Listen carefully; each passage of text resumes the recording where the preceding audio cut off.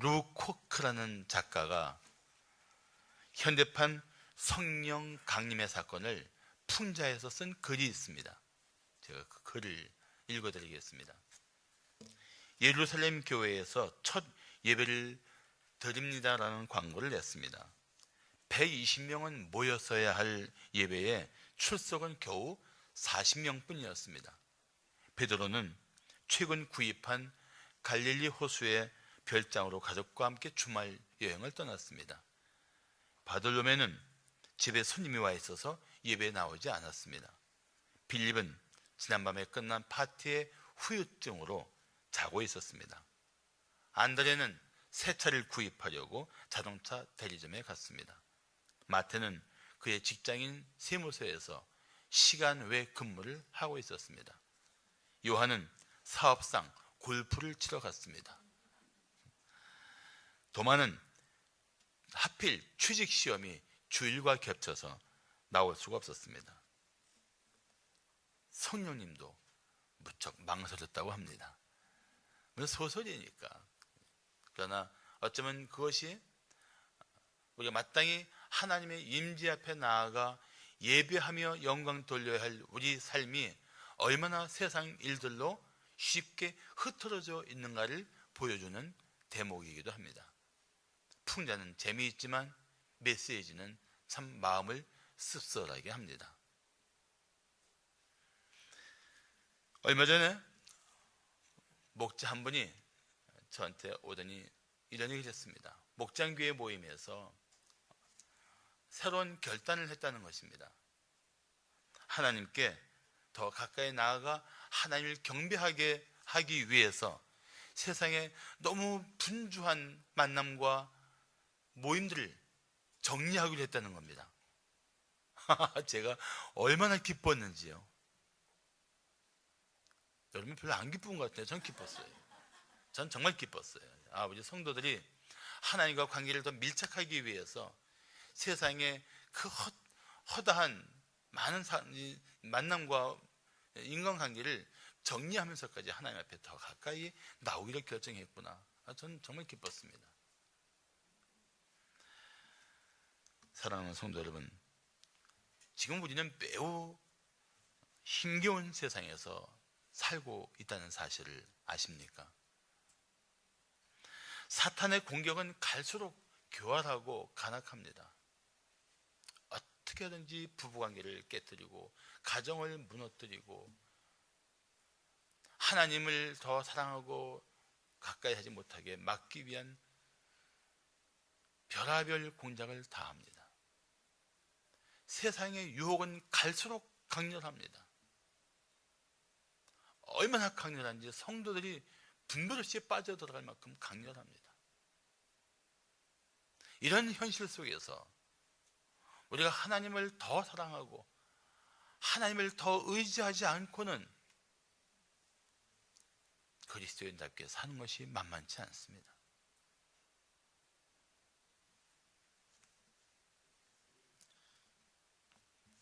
하나님께 더 가까이 나오지 않으면 우리 힘으로 사탄의 유혹과 세상의 이 모든 죄의 힘을 이길 수가 없습니다.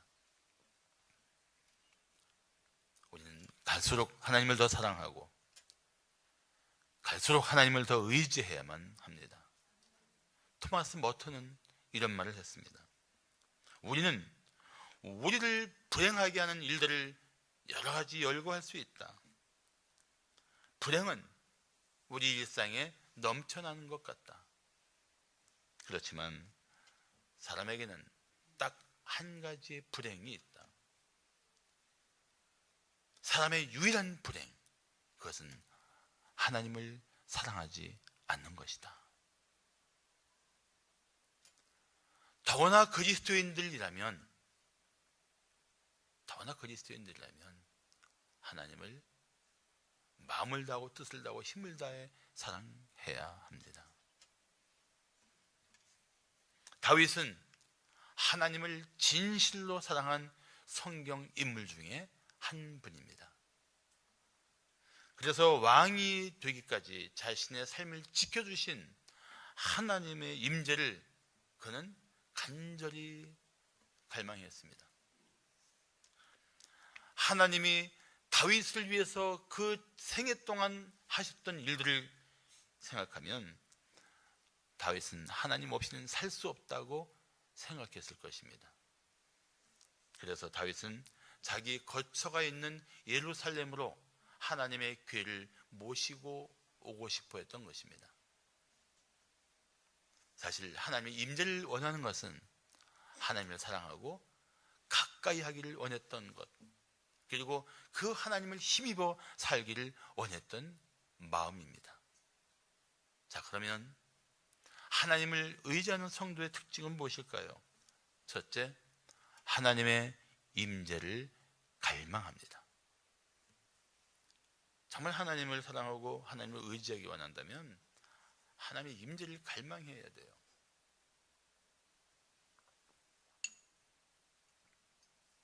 다윗은 하나님을 사랑할 뿐 아니라 언제 어디서나 하나님의 임재를 갈망했던 사람입니다. 그래서 다윗은 간절한 마음으로 그 하나님의 궤를 모시고 싶어 했습니다. 하나님의 궤는 사실 무엇보다 하나님의 임재를 상징하는 것입니다.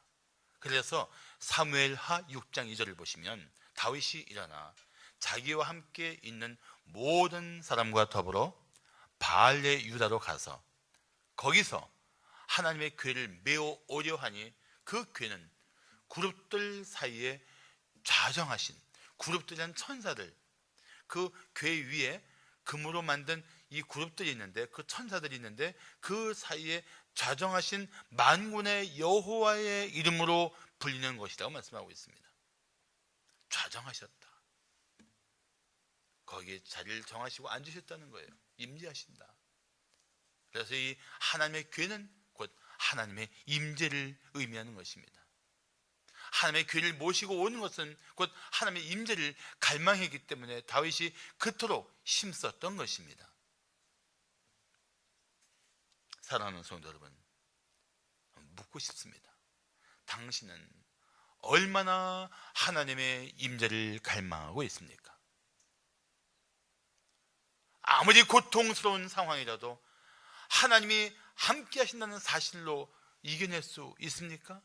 아니면 하나님의 임재가 없어도 적당히 만족하고 적당히 안주할 수만 있다면 그 삶을 더 기뻐하시겠습니까? 우리는 항상 이런 질문 앞에 서 있을 수밖에 없는 인생이에요. 그리고 우리는 이런 질문 앞에 단호한 결단을 보여줄 수 있어야 합니다. 가는 길이 힘겨워도, 사망의 어문침한 골짜기일지라도 함께 하시는 한 분 하나님만 있으면 된다는 이 결단이 우리에게 있어야 합니다.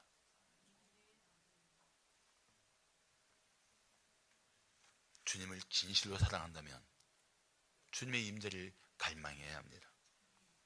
임재를 갈망한다는 것은, 하나님의 임재를 갈망한다는 것은 이런 뜻입니다. 하나님, 저는 하나님 없이 살 수 없습니다. 제 삶의 자리에 찾아 주셔서 제 삶의 주인이 되어 주시옵소서. 이게 하나님의 임재를 갈망하는 숨은 메시지예요. 저는 하나님 없이 살 수 없어요. 제발 제 삶의 자리에 오셔서 주님이 제 인생의 주인이 되어 주세요. 이 간구가 하나님을 기쁘시게 하는 간구입니다. 그렇게 하나님의 임재를 갈망한 다윗이 하나님의 궤를 옮기려다가 실패합니다. 그의 마음은 진실했고 간절했지만 하나님의 법대로 하지 않았기 때문입니다. 여러분, 마음에 새길 말씀이 있습니다. 하나님의 일은 하나님의 법대로 해야 합니다. 하나님의 사람은 하나님의 말씀대로 살아야 합니다. 그리고 우리 속에 결코 양보할 수 없는 삶의 원칙으로 품고 살아야 합니다. 우리말에는 꽁 잡는 게 매라는 말이 있습니다. 수단과 방법을 가리지 않고 자신의 목적을 이루는 것을 현대의 지혜라고 생각합니다. 그렇지만 성경은 우리들에게 끊임없이 말씀하십니다. 하나님 말씀대로 살라고 말입니다. 성경은 성막에 있는 성물을 옮길 때, 특별히 하나님의 교회는 고앗 자손이 금으로 만든 나무에 금으로 싼 봉으로 네 귀퉁이에 꿰서 어깨에 메고 옮기라고 말했습니다. 그리고 그 성물을 만지면 반드시 죽는다고 말씀하고 있습니다. 그런데 사람들은 하나님의 교회를 새 수레에 실었습니다. 새로 짠 수레니까, 깨끗하니까 그 수레를 정성껏 짜서 아마 하나님의 교회를 모셨을 것입니다. 여러분, 자신들의 생각대로 최선을 다했지만 하나님이 기뻐하시는 방법은 아니었습니다. 살면서 내가 최선을 다했다는 것 가지고 모든 것을 다한 것처럼 생각하지 마십시오. 하나님은 우리에게 최선을 다했는가를 묻지 않고 하나님의 뜻대로 살았는가를 물으실 것입니다. 하나님 뜻대로 살다가 부족했어도, 하나님 뜻대로 살다가 우리가 온전치 못했어도 하나님은 그 삶의 태도를 더 기뻐하십니다. 하나님의 말씀대로 사는 것, 하나님 뜻대로 살기 위하여 몸부림치는 것, 그것이 우리가 하나님의 임재를 갈망하는 사람답게 살아가는 방식입니다. 결국 그 새 수레가 하나님의 궤를 싣고 낙원의 타작마당에 들어섰을 때 갑자기 소들이 날뛰면서 하나님의 궤가 마치 떨어질 것처럼 위태롭게 보였습니다. 그래서 우사가 으쌰 하고 대다가 죽었어요. 손을 대면 죽는다 그랬어요. 손을 대면 죽는다. 손을 대면 죽는다. 하나님의 경고를 우리는 너무 쉽게 생각합니다.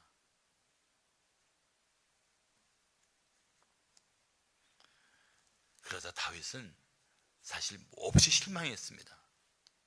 사무엘하 6장 9절을 보시면 다윗이 그날이 뭐냐면 이 하나님의 궤를 옮기다가 실패하고 우사가 죽은 그날에 여호와를 두려워하여 이르되 여호와의 궤가 어찌 내게로 오리요. 포기했다는 뜻이 아니에요. 하나님의 궤를 모시고 싶었는데 실패한 삶의 자리에서 그는 비통한 심정으로 이렇게 한탄하고 있었던 것입니다. 그런데 어느 날 오늘 본문 12절 보시면 어떤 사람이 다윗 왕에게 아뢰어 이르되 여호와께서 하나님의 궤로 말미암아 하나님의 궤가 머문 오벳 에돔의 집과 그의 모든 소유에 복을 내리셨습니다 하는 말을 듣는 순간 다시 그 마음 가운데 하나님이 없는 삶의 자리에 황폐함을 깨닫습니다. 모셔야 돼. 내 삶의 자리에 하나님의 궤가 있어야 돼. 하나님의 임재 없는 내 삶은 내가 왕이 되었다고 만족할 수 없는 것이야. 그 마음 때문에 다시 하나님의 궤를 모셔오기로 한 것입니다. 다윗은 왕이 되어서도 여전히 하나님의 임재를 갈망했습니다. 오히려 더 갈망했습니다.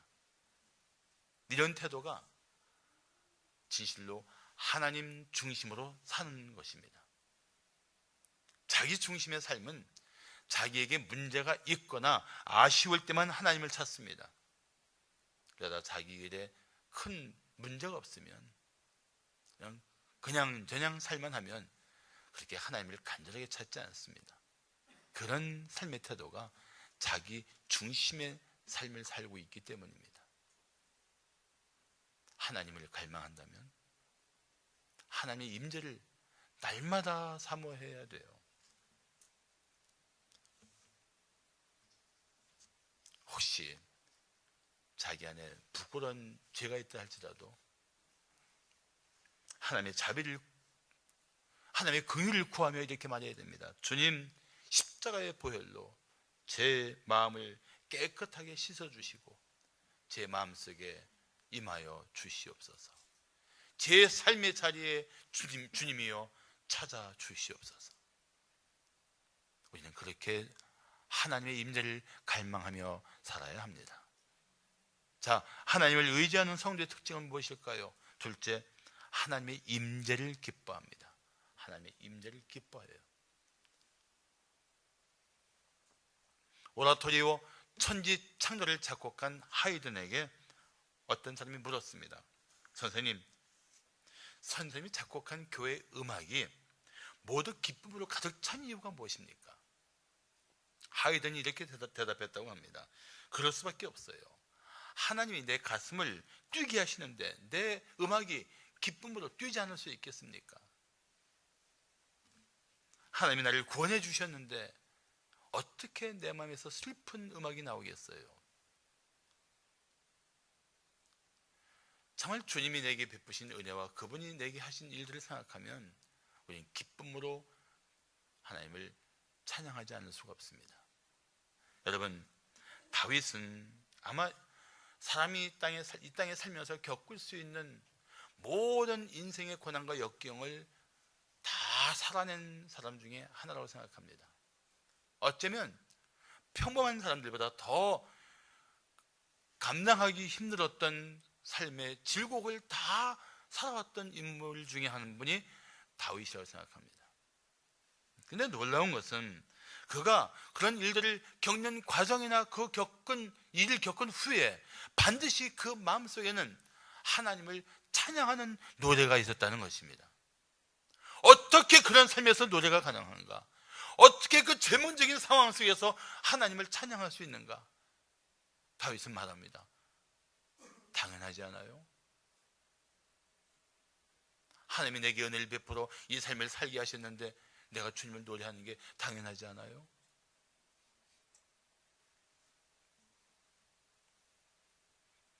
오늘날 우리가 읽고 있는 시편 150편 중에 절반 이상이 다윗이 쓴 노래요, 시입니다. 평안해서 아무 문제 없이 쓴 시는 하나도 없어요. 심지어 그 아름다운 시편 23편도 이렇게 고백합니다. 내가 사망의 음침한 골짜기로 다닐지라도 주님이 나와 함께 하시면, 그렇게 그런 인생을 살아낸 분이 다윗이에요. 그리고 그가 그런 인생의 그 모든 여정 가운데 불렀던 노래가 시편입니다. 사랑하는 성도 여러분, 사는 게 너무 힘들고 고통스럽습니까? 그러면 시편을 펼쳐보십시오. 읽어보십시오. 당신을 위로하시는 하나님 말씀이 있을 것입니다. 당신을 힘있게 하시는 주님의 말씀이 그곳에 있을 것입니다.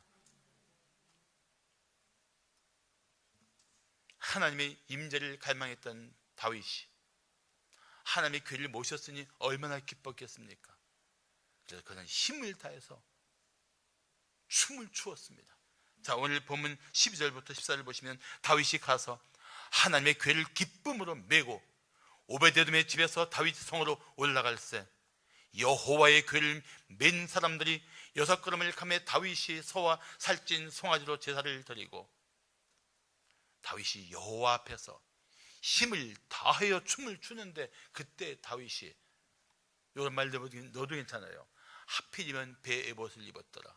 에봇이 뭐냐면은 제사장들이 흉패를 가슴에 두르는데 그 흉패 두르는 바로 전에 입는 치마 같은 옷입니다. 그러니까 공중공중 뛰면 하체가 보일 수 있는 옷이에요. 그렇게 힘을 다해서 다윗이 뛰었으니 아랫도리가 보였을 것입니다. 다윗이 이렇게 춤을 춘 것은 사람들이 보기에 왕답지 않은 체신 없는 행동이었을 것입니다. 다윗은 그게 문제가 아니었던 거예요. 너무 기뻤던 거예요. 그 감격이 그로 하여금 점잖게 있을 수 없었던 것입니다. 한마디로 하나님의 임재 앞에 그는 온 마음과 뜻을 다해 기뻐 뛰었던 것입니다. 사랑하는 성도 여러분, 우리도 하나님의 임재 앞에서 그렇게 기뻐하며 뛸 수 있는 심령이 되어야 합니다. 야곱도 막막한 길을 떠났던 적이 있습니다. 형 에서의 이게 잘못하고 형 에서의 보복이 두려워서 한 번도 가본 적이 없는 외삼촌 라반의 집으로 가다가 광야에 누워 잠이 듭니다.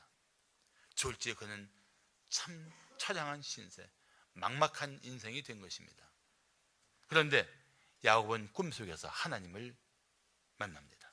그때 야곱이 꿈에서 깨어서 일어난 한 말이 있습니다. 자, 야곱이 잠이 깨어 이르되 여호와께서 과연 여기 계시거늘 내가 알지 못하였도다. 깜깜절벽인 광야에 자기가 못된 짓 하고 도망가는 그 보잘것 없는 삶의 자리에 거기에도 하나님이 계셨다, 이 고백. 그리고 그는 기쁨이 회복이 되어서 다시 하나님 앞에 여기가 하나님의 집이라고, 자기가 누웠을 때 비었던 돌을 세우고 소원을 하고 새로운 마음으로 벌떡 일어섭니다. 뭘 말합니까? 하나님의 임재 앞에서 회복이 된 거예요. 온 천지에 충만한 하나님의 임재 앞에서 우리 성도들이 날마다 나와 함께 하시는 하나님을 기뻐할 수 있어야 합니다. 그런데 왜 우리가 하나님의 임재를 기뻐하지 못할까요? 왜 하나님이 지금 내 삶의 자리에서 나와 함께 하신다는 사실들에 대한 즐거운 확신이 없을까요? 예수를 믿고 하나님을 아버지로 부를 수 있는 신앙 고백이 없던가? 있어도 마치 예수를 믿었어도 하나님 없는 사람처럼 살고 있기 때문일 것입니다. 나는 우리 성도들이 다시 마음을 새롭게 해서 하나님 임재 앞에서 그분을 영원히 기뻐하는, 그분 앞에서 덩실덩실 춤을 추면서도 그분을 즐거워하는 그 심령을 가진 성도들이 되시기를 축복합니다. 느헤미야는 이런 말을 했습니다. 이날은 우리 주의 성일이니 거룩한 날이니 근심하지 말라. 여호와로 인하여 기뻐하는 것이 너희의 힘이니라. 여호와를 기뻐하는 것이 너희의 힘이다. 그렇게 다윗은 기뻐했습니다. 놀라운 것은 다윗의 그 기쁨이 온 이스라엘의 기쁨이 되었습니다. 15절 말씀하기를 다윗과 온 이스라엘 족속이 즐거이 환호하며 나팔을 불고 여호와의 귀를 메어오니라. 한 사람의 하나님의 임재를 기뻐하는 이 삶이 준 이 놀라운 파급력을 보세요. 만약에 당신이 진실로 여호와의 임재를 기뻐한다면 당신의 가정이 함께 기뻐하게 될 것입니다. 내 가정에 임하신 하나님 때문에. 당신이 직장에서도 함께 하시는 하나님을 기뻐한다면 당신의 직장 동료들은 당신과 함께 하시며 당신을 형통케 하시는 하나님을 목격할 것입니다. 그리고 말할 것입니다. 당신은 참으로 특별한 사람입니다 라고 말이죠. 마지막으로 하나님을 의지하는 성도의 특징은 무엇일까요? 셋째, 하나님의 권능을 경배합니다. 하나님의 권능을 경배해요. 여러분, 성도로서 우리가 영원히 즐거워할 대상은 오직 한 분, 하나님뿐입니다. 하나님밖에 없어요. 그리고 우리가 하나님을 경배하며 사는 것이 얼마나 가치 있는 일인지를 우리는 절대 잊지 말아야 합니다. 하나님을 경배하는 사람은 영광 중에 계신 하나님을 만난 이후로 세상 사람처럼 살 수가 없습니다. 하나님을 예배한 후에는 이 세상의 마음을 뺏길 수가 없습니다. 그 영광에 압도되어서 그분의 임재를 경험하면서 그분의 권능이 어떤 것인가를 다시 신뢰하게 되면서 우리는 세상을 이길 수 있는 영적 무장까지 하게 되는 것입니다. 그런 예배를 경험해야 돼요.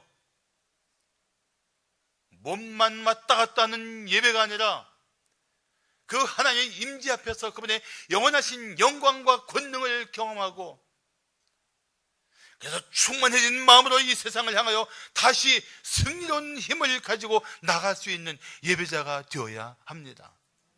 그래야 우리는 세상을 이길 수 있습니다. 당장 이 자리를 떠나면 부딪혀야 할 문제들이 여러분 앞에 기다리고 있지 않습니까?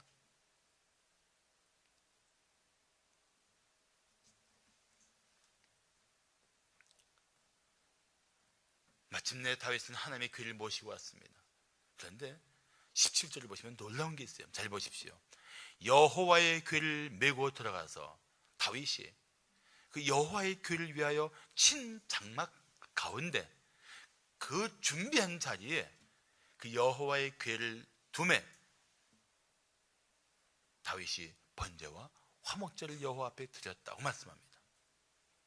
장막도 준비하고 그 여호와의 귀를 모실 자리도 다 마련해 놓고 딱 놓은 다음에 다윗이 한 첫 번째 일이 번제와 화목제를 드리는 것입니다.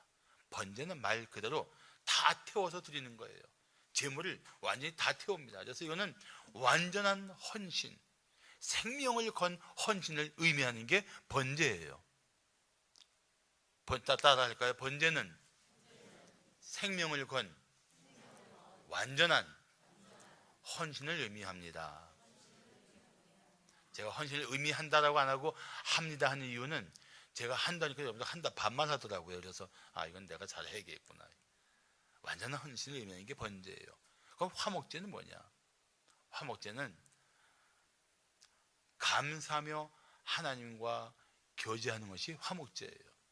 그래서 화목제를 감사해서 드리기 때문에 감사제라고도 하고, 기뻐하며 드리는 자원해서 드리는 제사라고 해서 낙헌제라고도 말해요. 낙헌제, 즐거울 낙자, 드릴 헌자. 그러니까 화목제는 감사하며 하나님과 교제를 회복하는 거예요. 그러니까 하나님의 괴를 모신 후에 제일 먼저 한 일이 예배한 거예요. 예배. 내 자신을 다 드립니다.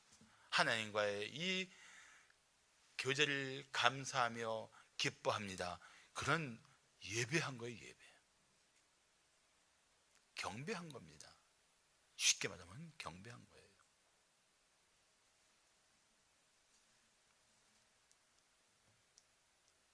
사랑하는 성도 여러분, 하나님의 임재 앞에서 예배자가 되었을 때 그날 하나님 말씀 앞에 자신을 복종시키는 헌신의 결단이 있어야 합니다.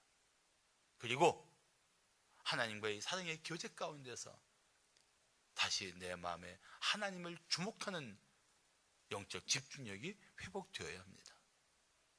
그게 예배 자리에서 경험하는 놀라운 은혜인 것입니다.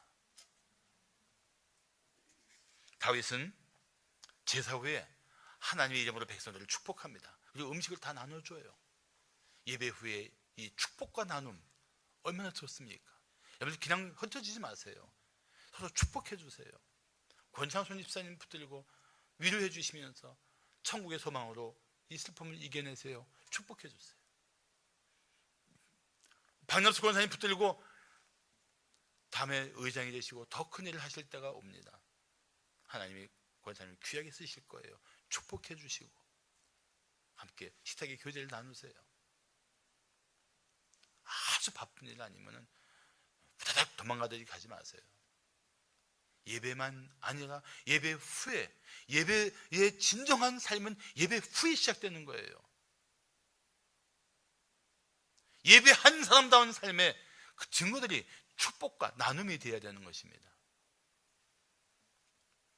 안타까운 사실은 다윗은 그렇게 기뻐하며 백성들과 함께 은혜를 나눴는데 미갈, 그 아내 미갈이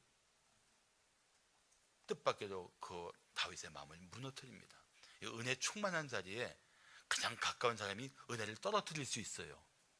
옆에 사람 째려보시면서 당신이 그 사람 아니요라고 묻지도 마세요. 그럴 수 있으니까. 자, 16절을 보시면 여호와의 괴가 다윗 성으로 들어올 때에 사울의 딸 미갈이 창으로 내다보다가 다윗 왕이 여호와 앞에서 뛰놀며 춤추는 것을 보고 심중에 마음속에 다윗을 업신여겼어요. 아내가 남편 하는 모습 보고 업신여기기 시작하면 그 관계는 불행해집니다. 자, 20절에 보시면 다윗이 자기의 가족에게 축복하러 돌아오며, 이제 이스라엘 백성을 축복하고 그 이제 가족들을 축복하기 위해서 돌아오는데, 사울의 딸 미갈이 나와서, 다윗의 아내라고도 말하지 않아요. 아내가 할 짓이 아니니까. 사울의 딸 미갈이 나와서 뭐라고 말합니까? 이게 거의 막 조롱하며 비난하는 쪽에 목소리가 그런 거예요. 이스라엘 왕이 오늘 어떻게 영화로우신지, 방탕하자가 염치 없이 자기 몸을 드러내는 것처럼 오늘 그의 신복의 기집종의 눈앞에서 몸을 드러내셨어요.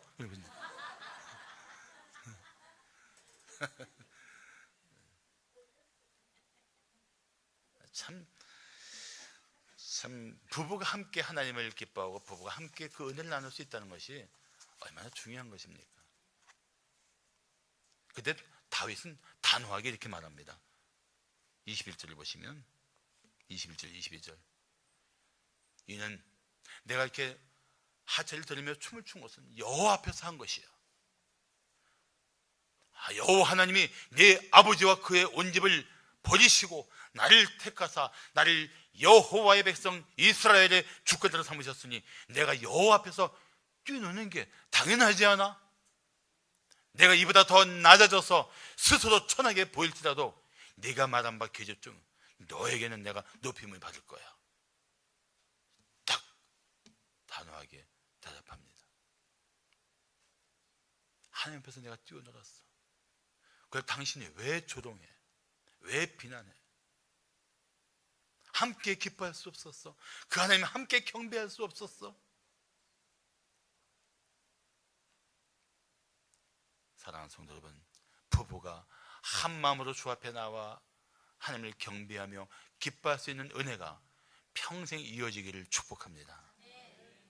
얼마나 귀한 건지 아세요? 다윗은 자신을 택하시고 마침내 그 뜻을 이루어 왕으로 세워주신 하나님의 권능 앞에 마음을 다해 경배했던 것입니다. 지난날 절망의 자리에서 건져주신 하나님을 경배하며 기뻐했던 것입니다. 사랑하는 성도 여러분, 지금까지 살아오는 동안 하나님이 우리에게 베풀어 주신 사랑을 잊지 마십시오. 하나님이 우리에게 때마다 나타내 주신 그 은혜를 기억하십시오. 그리고 하나님께서 우리에게 장차 어떻게 일하실 것인지를 기대해 보십시오. 이 하나님을 우리가 생각한다면 어떻게 그분을 경배하며 기뻐하지 않을 수 있겠습니까? 지금 유럽은 프랑스에서 개최한 유럽 2016 축구 대회로 아주 열기가 뜨겁습니다. 그런데 웨일즈라는, 영국의 웨일즈라는 좀 지방인데 거기 축구팀이 세계적인 강호 벨기에를 3대1로 꺾고 4강에 올라갔어요. 대단한 것입니다. 그래서 웨일즈가 지금 완전히 엄청난 환호를 하고 있습니다. 근데 사실은 웨일즈 하면 우리가 생각할 것이 무엇이냐면 20세기 초에 웨일즈에서 영적 부흥 운동이 일어났습니다. 이 영적 부흥을 일으킨 사람이 26살의 에반 로버츠라는 청년이었습니다. 이 에반 로버츠는 주일학교 부장이었습니다. 근데 이 에반 로버츠 청년이 하루는 예배 중에 설교를 듣습니다. 나를 굴복하게 하소서라는 제목의 설교를 듣고 그는 그날 큰 감동을 받습니다. 그리고 그는 자신을 하나님께 전적으로 굴복시키고 하나님 말씀과 기도로 살겠다고 결단합니다. 그리고 그 교회가 작은 교회였는데 거기에 17명이 모여서 뜨겁게 기도하기를 시작합니다. 회개하며 마음을 찢으며 하나님 임재 앞에 나가기를 결단합니다. 그런데 그 17명의 기도자들이 웨일즈의 부흥에 불씨가 된 거예요. 근데 그들이 기도하던 중에 에반 로버츠에게 10만 명의 웨일즈 국민이 돌아올 것에 대한 환상을 봅니다. 정말 말 그대로 에반 로버츠를 중심으로 시작된 영적 부흥의 불길이 웨일즈를 휩쓸러 간 후에 10만 명의 국민이 회개하고 돌아오는 역사가 일어납니다. 한 청년이 26살의 청년이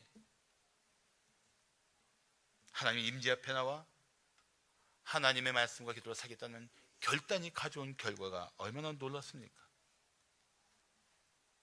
사랑하는 성도 여러분, 이제까지 어떻게 살았든지 오늘 마음을 정할 때입니다.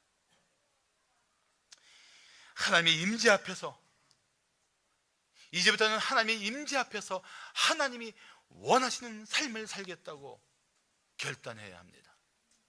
하나님의 임재 앞에서 마음껏 기뻐하며 뛰어놀 수 있는 삶을 살겠다고, 그렇게 살게 도와달라고 간구할 때입니다.